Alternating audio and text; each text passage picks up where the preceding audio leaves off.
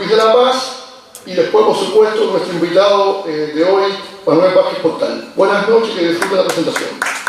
Cubanos que se quieren y se admiran, comparten la locura de la literatura, quieren que las vuelven en libertad. Más allá de nuestra hermandad, es también, como este libro, un cántico de alabanza a la libertad. Ese día de año hicieron a Manuel escribirle estas preciosas cartas a su amada esposa Yolanda. Un placer estar aquí acompañando a Manuel en esta presentación, y para mí muy especial, no solamente por Manuel, sino por todos esos prisioneros políticos de los cuales me he sentido durante muchos años tan cerca. Agradezco, aparte de Manuel, al museo, a este museo que se ha convertido en un centro de reunión para la diáspora cubana, y también a esta tertulia que tan importante es para nuestra cultura en el exilio, y especialmente a Joaquín Gálvez. Cartas marcadas, el poeta y la luz. La historia vuelve a repetirse en su insolencia de espiral. Otra vez, somos testigos del cautiverio de un poeta, otro poeta cubano, el mismo poeta desde Plácido hasta hoy. Estas cartas marcadas son una muestra de la osadía, del amor frente al oprobio, de la luz frente a las tinieblas. Manuel Vázquez Portal, con este testimonio epistolar, nos invita a entrar al espectáculo más inusitado. El hombre que sueña desde una inmunda celda de castigo, el que ama con una intensidad abrasadora desde su soledad infinita, el que ora con vehemencia desde el fondo de una cueva oscura. Ya otros poetas han compartido esa experiencia de barrotes y sordidez. El poeta Jorge Valls Arango, quien sufrió 20 años de prisión política en Cuba bajo el régimen castrista, escribió: donde estoy no hay luz y está enrejado. Inmediatamente después hay un espacio iluminado. En algún lugar hay sol, inevitablemente existe el sol. Cierra la cita. Yo quiero hablarles hoy de esa certeza de luz que llena estas cartas de Vázquez Portal. Esa certeza que es intangible, que no se ve, pero que el poeta, el soñador, intuye. Es una luz como la esperanza, que al decir del filósofo y dramaturgo Václav Havel, cuando comparó la esperanza con el optimismo, es una orientación del espíritu. En una celda oscura solo se puede soñar desde el espíritu.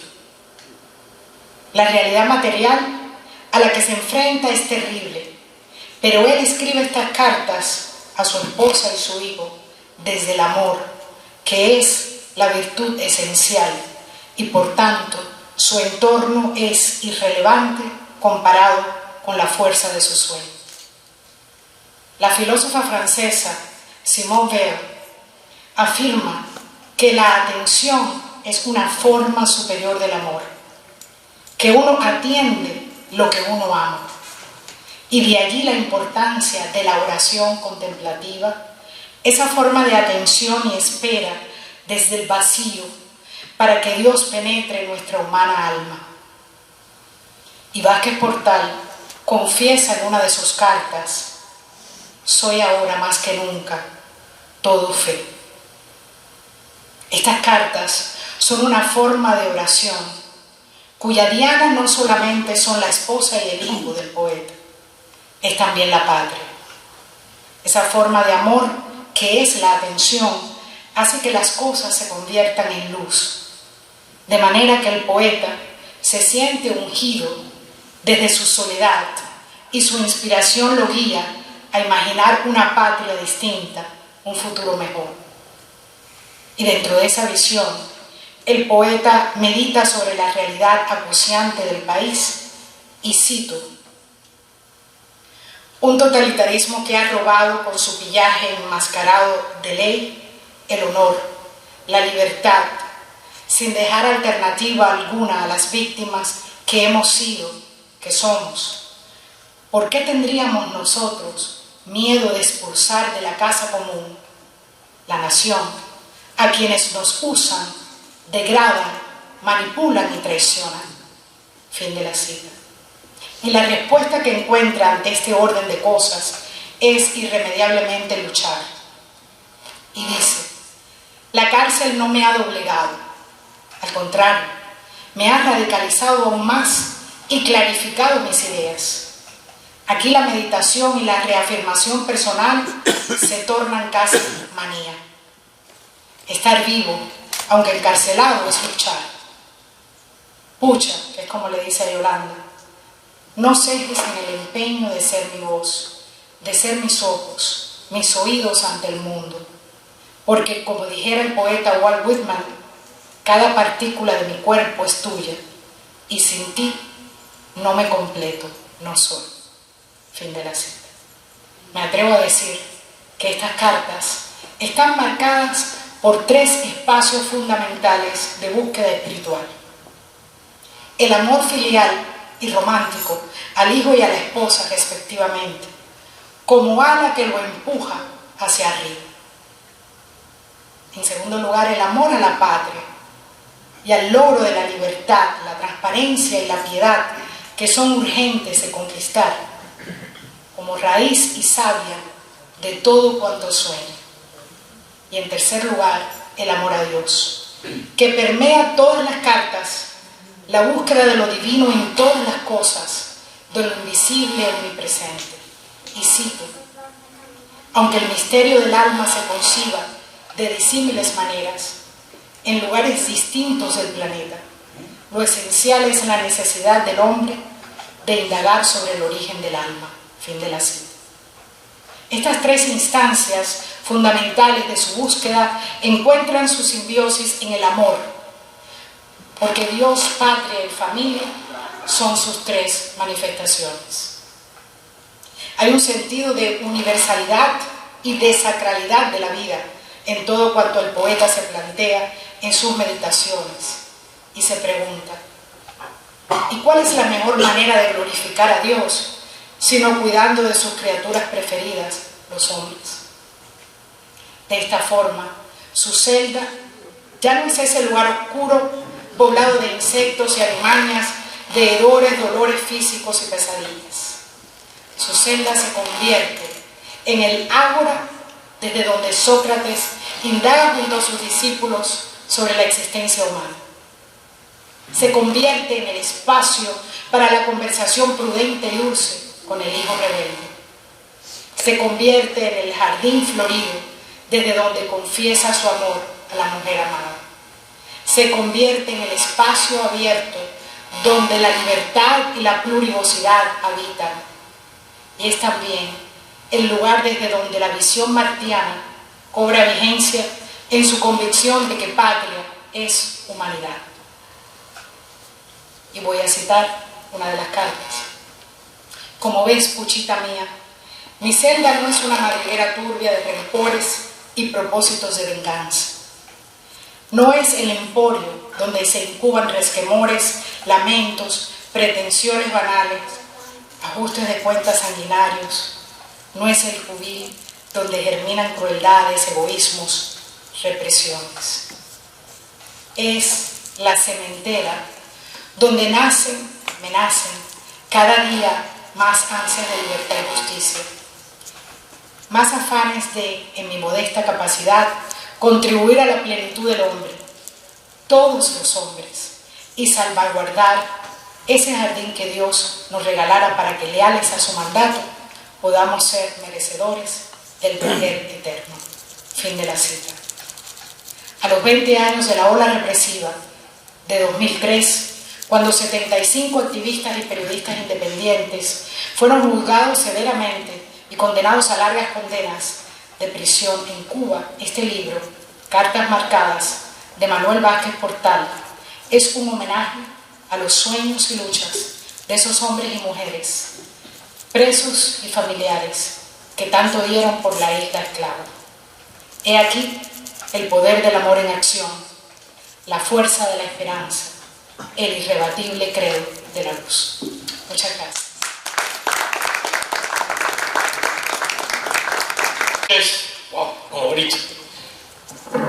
Buenas noches, gracias a Vázquez Portal por invitarme a que estuviera aquí esta noche presentando su libro. También agradecer a Joaquín Gálvez por esta tertulia que durante tantos años ha reafirmado la vida y la actividad cultural de Miami, y también a este museo, el Museo Americano de la Cuban Diáspora, que antiguamente, en su momento, incluso lo tuvo afuera, el cartel se simplificaba como lo que era siempre el Museo Cubano. Ahora tiene otro nombre. Por este espacio que también nos brinda y por ser de alguna manera una de las, o convertirse en los últimos tiempos en una fuente de cultura para, con esta tertulia y otros eventos que vienen realizando periódicamente. He preparado un texto que dice así: la cárcel aísla al hombre del mundo, circunscribe su vida a un espacio cerrado, dejándolo obligatoriamente a merced de un marco que le es ajeno, que rompe la cotidianidad. Por ello, la prisión es un castigo. Hay, como dicen por ahí, quienes se lo merecen: asesinos, ladrones, abusadores, terroristas. Para eso está lo que se llama la justicia. Pero quien nunca ha de formar parte de un penal son los escritores, los periodistas, los defensores de una idea contraria a quienes ostentan el poder. Como diría la Premio Nobel de la Paz birmana, ese país ahora se llama Myanmar, Aung San Suu, un preso político es un preso de más.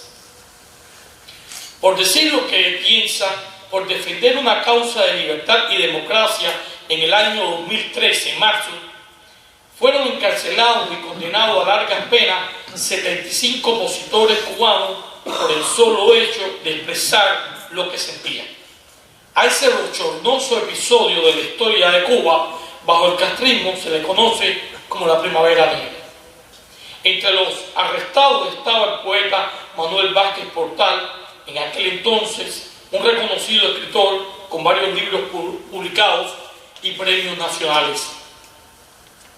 Se le acusaba de tantísimas cosas, la más terrible para ellos, expresar sus ideas a través de la agencia de noticias independiente Cuba Press y su participación en el grupo de trabajo de Coro. Esos delitos, que no lo son en ningún lugar del mundo libre, sirvieron como pretexto para condenarlo a 18 años de prisión en un juicio que se llevó a cabo en el Tribunal de La Habana el 5 de abril del 2013. En el 2004, gracias a una campaña internacional por su liberación y la de muchos de los demás condenados de la Primavera Negra, logró que el castrismo lo excarcelara bajo el eufemístico denominador de licencia extrapenal y tomó el camino del exilio. El libro que hoy presentamos en esta esquina de las palabras, el espacio cultural del poeta Joaquín Gálvez, tiene lugar 20 años después de aquella primavera represiva. Cartas Marcadas fue publicado por Ediciones Ilíada, casa editorial del escritor cubano Mil Valle, residente en Alemania. El libro es una manera muy atinada y oportuna de Vázquez Portal y su editor para conmemorar el 20 aniversario de aquellos sucesos. Cartas Marcadas es la correspondencia que mantuvo el poeta Manuel Vázquez Portal con su esposa Yolanda y su hijo Gabriel durante los aciagos meses de cautiverio. Pero como la libertad es lo único que no se puede coartar a un creador, las cartas, una vez recibidas y leídas por su esposa, eran publicadas en el portal de asuntos cubanos Cubanet, lo que le acarreaba aún más problemas a Vázquez en prisión, pero a su vez De esa manera enfatizaba su inquebrantable posición por la libertad, su derecho a decir, a denunciar y reafirmar que un hombre libre es siempre libre. Hay un capítulo en la novela El mundo alucinante de Reinaldo Arenas, titulado El encadenamiento del fraile, donde se narra en el tono delirante de Reinaldo cómo, para silenciar a Fray Servando, lo encierran en la prisión de los Toribio y lo encadenan, atándolo a cientos, miles de cadenas para que no hablara, viera, oyera y apenas respirara. Le temían tanto que le colocaban más cadenas y ataduras hasta el extremo que el edificio se derrumba por el peso del herrero. Y aquí viene la grandeza. Arena escribe: no obstante los rigores de ese encadenamiento, algo se estrellaba contra aquella red de cadenas y las hacía resultar mezquinas e inútiles. Y es que el pensamiento del fraile era libre. Hay que añadir, el pensamiento de Manuel Vázquez Portal era libre desde la prisión, y el de los compañeros y de sus otros compañeros de cautiverio, y el de los que los precedieron en las ergástulas castristas, y el de aquellos que en la actualidad siguen en los calabozos, como José Daniel Ferrer, Luis Manuel Otero Alcántara y varios cientos más. Todos son libres. Las cartas que Vázquez Portal envió a su Yolanda son sobrecogedoras, llenas de sutiles referencias de valentía y también de cansancio, de esperanza, fe y momentos de derrumbe. En la primera del libro, fechada el 17 de mayo del 2003, 2 meses después de su encarcelamiento, el poeta encerrado escribe: te quiero mucho y te extraño mucho, pero vamos a ganar. Cuídate, no andes sola. Estos hijos de puta no tienen escrúpulos.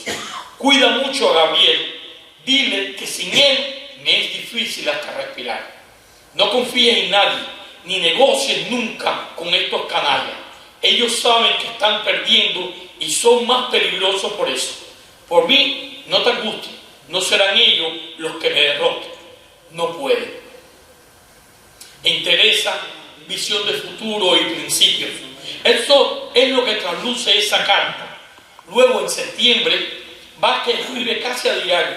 Las cartas entre el 14 de septiembre y el 1 de octubre del 2003 son más de 10, algunas largas, en todas la firmeza del luchador por el terror y las preocupaciones constantes por la familia, en particular por su hijo de 9 años. En una de las cartas, tras varias preguntas, el poeta encerrado apunta en una de esas preguntas: ¿seremos tan ciegos como para permitirnos seguir andando por un laberinto donde solo nos aguarda el minotauro feroz de la pobreza, del aislamiento, de la degradación humana? Y se responde: no, puchita mía, siento latir en mí toda la fuerza telúrica abrazadora de mi nación. Percibo la inminencia de la rebeldía total. Las cartas de Vázquez Portal desde la prisión son alegatos políticos que recuerdan a los que combatieron por la patria durante las guerras de independencia. La cárcel es dura, la cárcel es sórdida, la cárcel es degradante, pero hay cárcel más cruel que encerrar el pensamiento humano, pretender la cefalia ajena para convertirse en el único pensador. Vázquez Portal alude en otra de sus misivas a la huelga de hambre que sostuvo en prisión y sus efectos. En su comentario, su esposa trata de mantener el humor. La huelga no hizo más que verificarme mi capacidad de resistencia y mi salud a prueba de gastroenteritis y otras plagas. Cuando la detuve, todavía tenía fuerza para otros 10 días sin que se me produjeran daños notables en mi organismo. Parece ser que el Espíritu Santo me alimentaba. Fueron días difíciles. Cuando renuncié a la alimentación, me privaron también de todas mis pertenencias, incluyendo toallas, jabón, cepillo y pasta dentrífica. Dormí todos esos días en el piso de una celda sucísima, solamente en calzoncillo, atacado por los insectos y rodeado de un brote de conjuntivitis que asolaba el penal completo. Hubo días en los que los infectados sobrepasaban los 150. Dios quiso que saliera ileso. Cartas intensas, valientes, desafiantes. La sola preocupación del poeta era su familia, sujeta a la represión y la manipulación de la seguridad del Estado, en particular su joven hijo. Cada palabra, cada oración muestra el tejido de un hombre inclaudicable. Algunas oraciones extraídas de las cartas traslucen su entereza. Dice: solo pido tu compañía y comprensión, probada ya en estos días turbulentos y difíciles que hemos elegido. El destierro, el destino de mi país, de mi pueblo, se me ha convertido en obsesión, en un ritornelo abrumador y pertinaz. Ha llegado la hora de que la unidad entera tenga por patria al mundo entero. Y esta otra más que citaré: estar vivo, aunque encarcelado, es luchar. Y eso es lo que han hecho los hombres y mujeres del presidio político cubano: luchar. Muchas gracias. Rodear a mi amigo Cinto Pacheco. Esto que ustedes han hecho no se le hace un hombre. Ahora, ¿qué digo yo? Realmente no tengo nada que decir.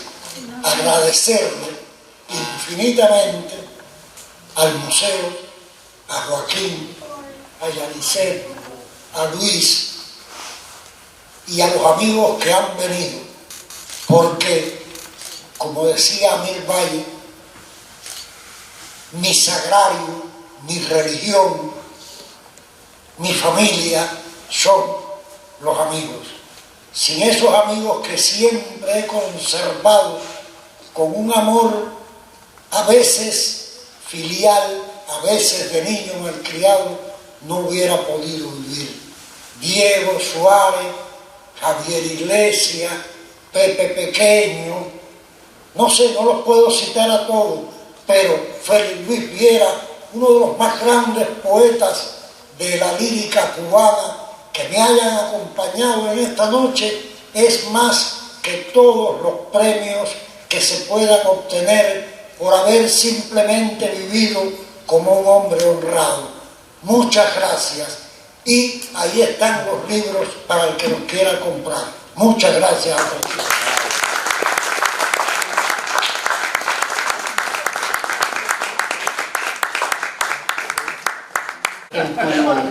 Intervención, deberíamos decir algo sobre el libro, voy a hablar algo sobre el libro. Está dejando espacio para las preguntas. Entonces, ¿qué vamos a hacer? Vamos a someterte unas cuantas preguntas, de todos modos, ahí no vas a escapar. Entonces, bueno, todo queda listo para que ustedes hagan unas preguntas a Vázquez o a los presentadores, ya que él no quiso leer nada del libro y fue muy parco, muy modesto. ¿Y alguna carta? ¿Por qué no le empezó una carta, Manuel? Creo que vale la pena. Vamos a leer una carta, que ustedes lo van a leer. Lo voy a comprar por el prólogo.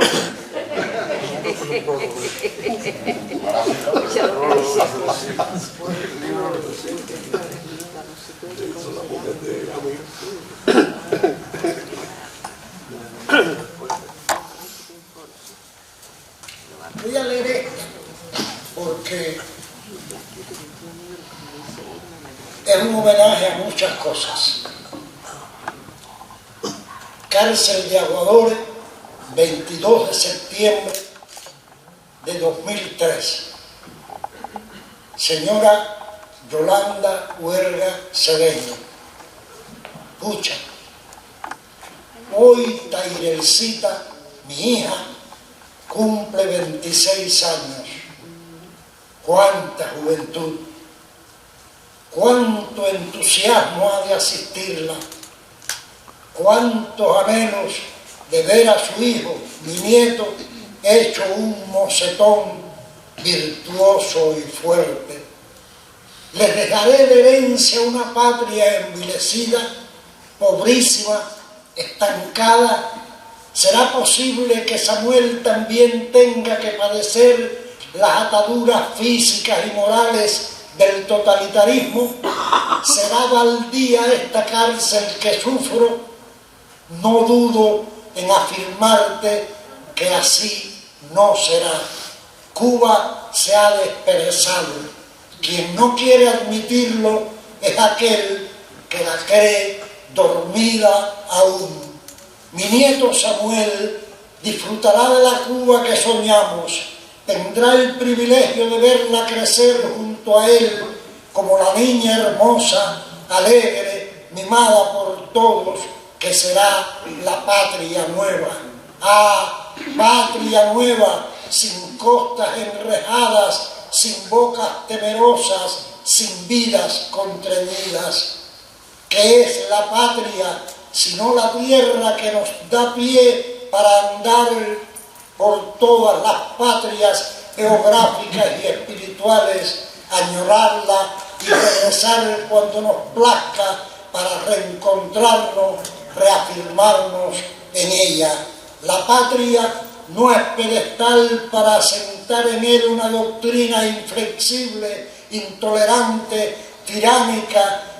Es el cantero donde deben germinar todos los jugos seminales de la espiritualidad humana, y nadie, absolutamente nadie, puede arrogarse el derecho de desarraigar, escardar, podar ningún brote ya aromático o espinoso que nazca.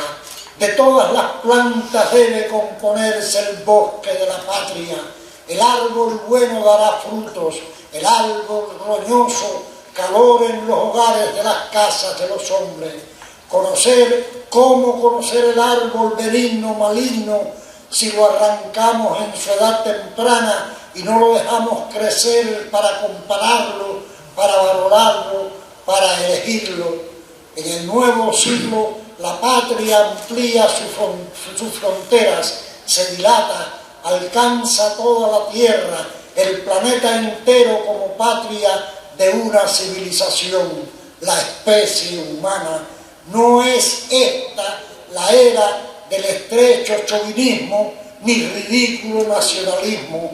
La nación del hombre es el orbe entero. ¿Qué diferencia esencial como persona existe entre un francés y un chino, entre un dominicano y un ruso? El idioma, las tradiciones locales, el color de la piel, eso es esencial. Aunque las danzas en su forma, su ritmo sean diferentes, lo distintivo, en distintos sitios de la tierra, lo esencial es la necesidad humana de danzar. Aunque Dios tenga nombres y cultos diferentes en distintas latitudes, lo esencial es la necesidad humana de un Dios a quien temer y adorar. Aunque el misterio del alma se conciba de disímiles maneras en lugares distintos del planeta, lo esencial es la necesidad del hombre de indagar sobre el origen de su alma. El hombre, independientemente de lenguas, tradiciones, religiones, rasgos físicos, es en todas partes el mismo.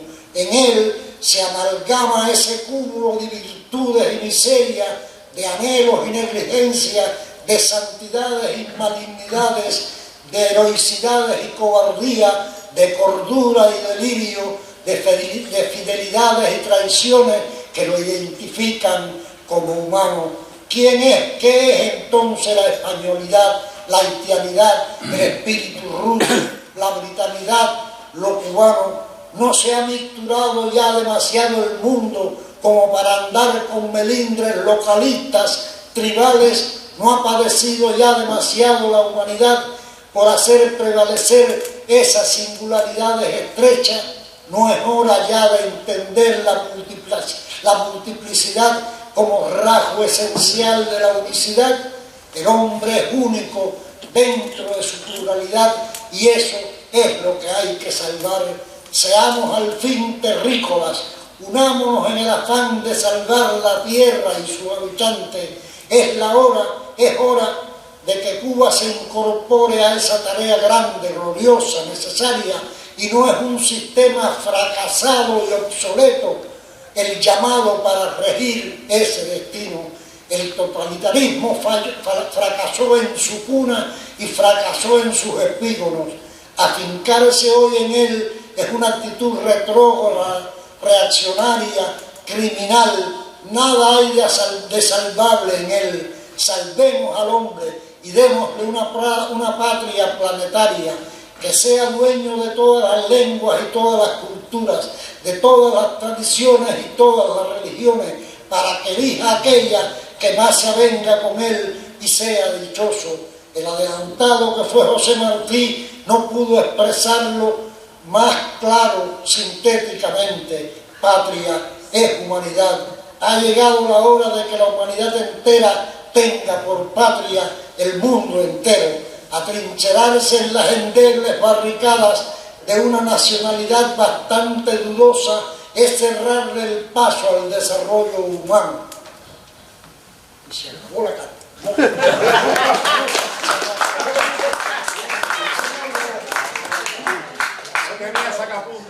Así dice. El paso del desarrollo. ¿Tenemos acaso una sociedad que en medio del desarrollo actual se estudie como la pirámide de Keops solo para que permanezca en su trono el faraón? No. El régimen cubano pertenece ya al pasado y como pasado hay que aceptarlo y darle paso a una nueva formulación política que permita legítimas, beneficiosas, perdurables y respetuosas asociaciones con el resto del mundo. Si Cuba se halla hoy aislada, no se debe a ninguna tendencia hegemónica foránea, sino a la intransigencia testaruda de quien dice representarnos cuando en realidad solo representa su afán desmedido de perpetuidad en el poder. No es Cuba quien no desea ajustarse a las nuevas exigencias de un orden social mundial nuevo, es su gobierno, y nunca ha de confundirse el gobierno con la nación, con la identidad, con la nacionalidad, con la patria. Ningún caudillo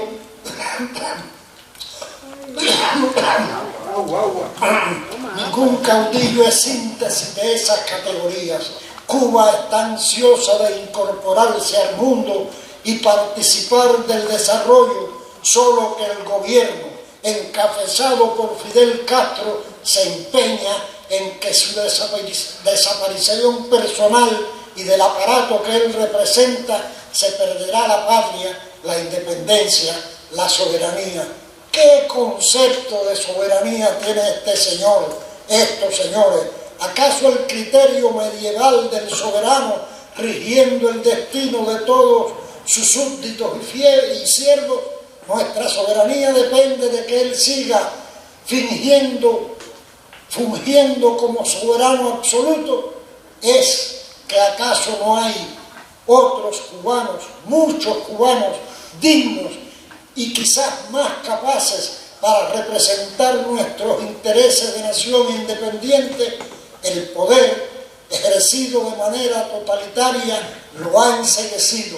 Si Cuba corre hoy el riesgo de una confrontación sangrienta, se debe únicamente al frenético, demencial, vanidoso, egoísta empeño del gobierno actual de perpetuarse en el poder y a la negligencia política del pueblo cubano, que apocado y sumido ha dejado que tal empeño se enraíce. Es la hora de extirpar esas raíces que pueden secarnos el corazón. Mi nieto, todos los nietos de los cubanos merecen que le forjemos una patria acorde con los requerimientos del mundo actual. Quiero que Samuel sepa elegir y lo aprenda temprano. Un hombre que no sabe elegir va por el mundo como un mendigo que implora la limosna de la orientación a una brújula ajena y corre el riesgo de que lo descarríen, que lo conduzcan por un camino incierto. Es una tarea impostergable enseñar al cubano, cuanto más temprano mejor, a elegir el destino propio y el de la nación. Y para ello hay que cortar de un tajo sabio y decidido todas las ataduras que por casi medio siglo nos han impedido la libre circulación de una sangre por herencia patriótica, rebelde y orgullosa. Sean estas cartas a ti, pucha mía, mi derrotero intraicionable para el futuro, porque así pienso, así actuaré. Solo la muerte podrá impedir que luche por las ideas. Repetirte que te amo jamás será suficiente, porque no hay letanía, por duradera que sea, que alcance para reiterarte todas las veces que desearía decirte: pucha, te amo, yo.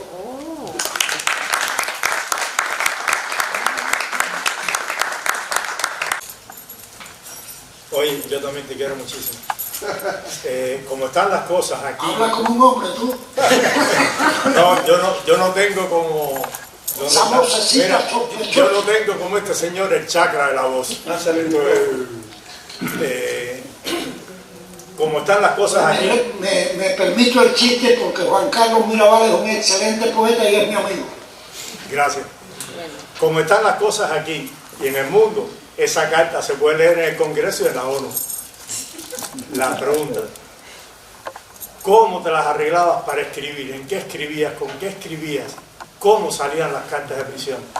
Creo que esa es la pregunta que tenía en la cárcel de Boniato, en la cárcel de Aguadores, una celda de este año, con un retrete turco pegado a la litera de camilla que tenía un tablón y una colchoneta de guata, que aquello parecía que estaba fajado con Stevenson cuando amanecía. Por supuesto, los primeros días tenía que cambiar mis cigarros por un mocho de lápiz y algunos papeles a otros presos, y empecé a escribir el diario, que fue lo primero que salió de la cárcel.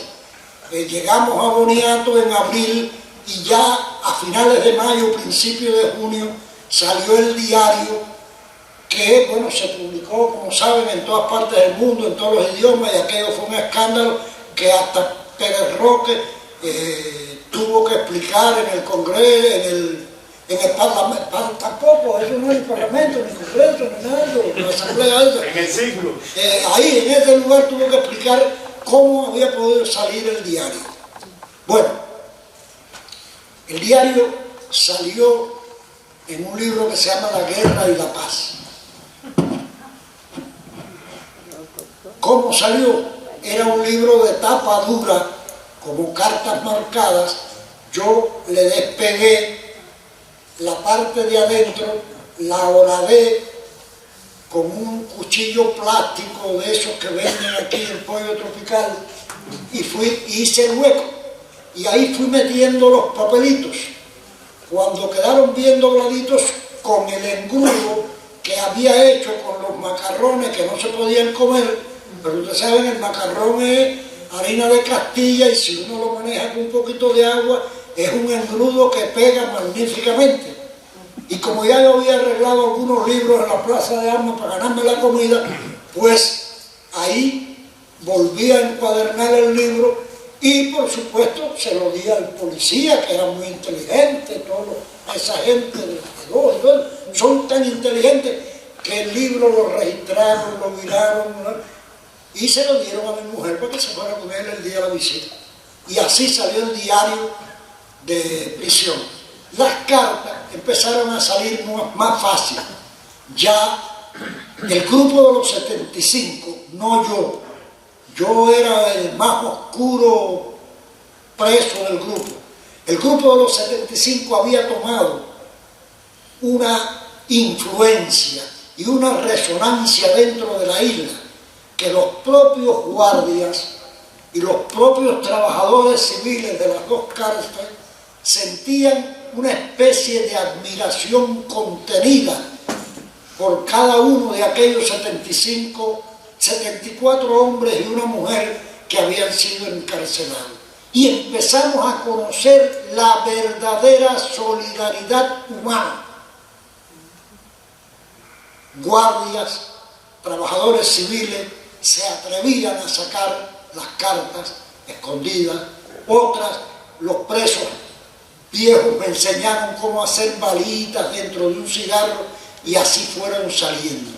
Y mi mujer, por supuesto, las entregaba a la prensa y Rosa Berre, que Dios la tenga en la gloria, las publicaba estando yo preso todas las semanas en Cubanet, y el exilio que tanto me apoyó y que cuando llegué me pareció que había llegado de nuevo a mi casa, se enorgullecía de aquellas cartas, y un viejo periodista al cual admiro enormemente y que murió desgraciadamente en yo llegando aquí, que trabajaba en Radio Mambí, el del bigotico y la cachimba, Martín Tamargo, leía aquellas cartas en Radio Mambí y me contó después que la gente lloraba y les pedía que volviera a leer las cartas, y así fueron saliendo las cartas. Algunos guardias, algunos de los médicos. Hay cosas que no puedo decir porque hay gente en Cuba que pudiera comprometer, y eso sería servirle de chivato a un régimen tan brutal que ya ni siquiera odio, que ya lo único que lastima a mi pueblo, y siento mucha rabia, mucha lástima por este gobierno, por ese mal gobierno y por el pobre pueblo que lo padece. Lo único que quiero es que desaparezca, como le digo en la carta. Entonces, de ese modo, Juan Carlos, salían las cartas. Y por supuesto, las manos patadas que me daban después cuando los guardias se enteraban que las cartas estaban publicadas eran... No, eso es mentira. Jamás se atrevieron a darme un golpe. A Juan Carlos Herrera sí, a mí no. Yo los dominaba con el humor. Un guardia me dijo: puro, ¿por qué usted está preso? Yo, por robo. Dice, pero puro que usted se robó. No llegué a robármelo. Dice, pero le echaron 18 años, tiene que haber sido. No, es que no llegué a robármelo. Dice, oiga, y por intento de robo le echaron 18 años. ¿Qué usted se quería robar? Yo quería robarme a Cuba, pero Fidel Castro se me adelantó. Entonces los guardias se iban a reír y realmente no me... Bueno, otra pregunta. Conozco al diseñador que te hacía, que publicaba las cartas en Cuba. El diseñador está hablando ahí, que era el que publicaba las cartas en Cuba, ese chamaco.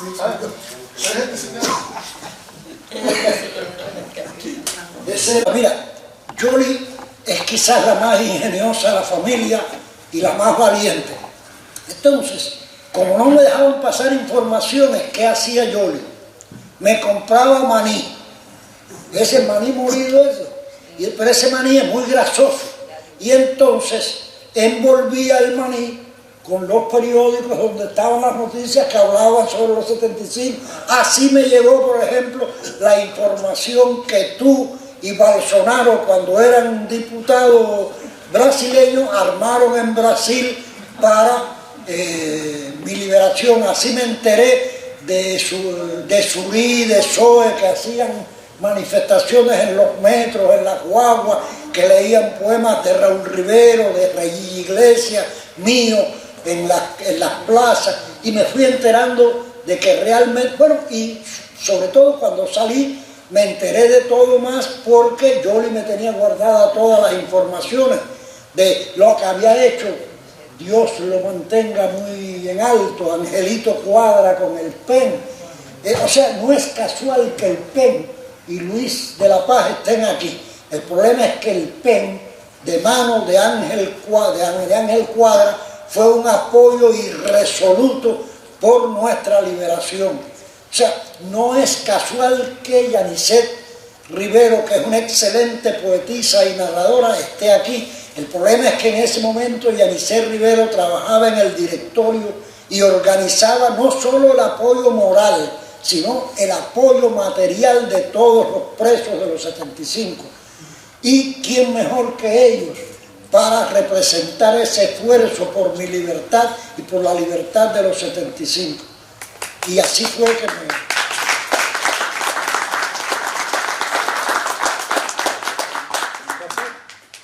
propusimos